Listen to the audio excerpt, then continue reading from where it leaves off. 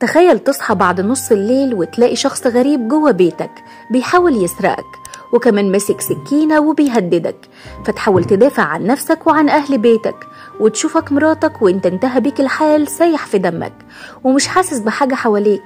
تجربة مرعبة عاشها نجم بوليود سيف علي خان هو ومراته النجمة كارينا كابور بعد ما تعرض لهجوم صعب ب6 طعنات، وده وقت محاولة سرقة بيته في مومباي.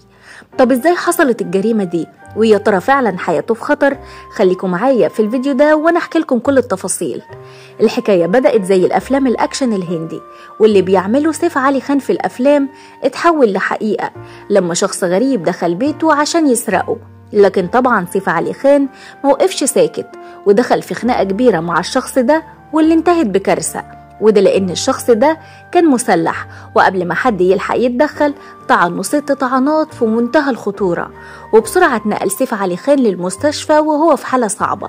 وكانت مفاجأة مرعبة وصعبة جدا على محبيه وكل جمهوره لما عرفوا ان سكينة بطول 2.5 بوصة كانت مغروزة في عموده الفقري، وإصابته فعلا كانت خطيرة لدرجة انها تسببت في تسرب السائل النخاعي، وده طبعا ممكن يعمل مضاعفات خطيرة على الحركة والصحة بشكل عام.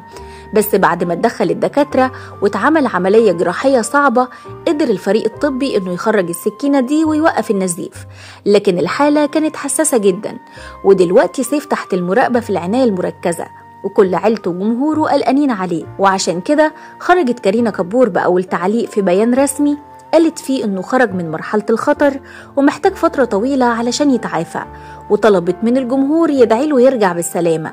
أما بقى عن الجاني فلغاية دلوقتي لسه هربان، لكن شرطة مومباي بتحقق في القضية بكل طاقتها علشان تكشف مين ورا الهجوم الغامض ده.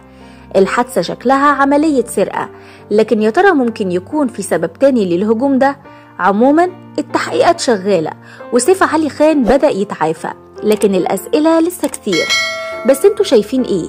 يا ترى هي فعلا حادثة سرقة عادية ولا في لغز أخطر من كده؟ شاركونا برأيكم في التعليقات.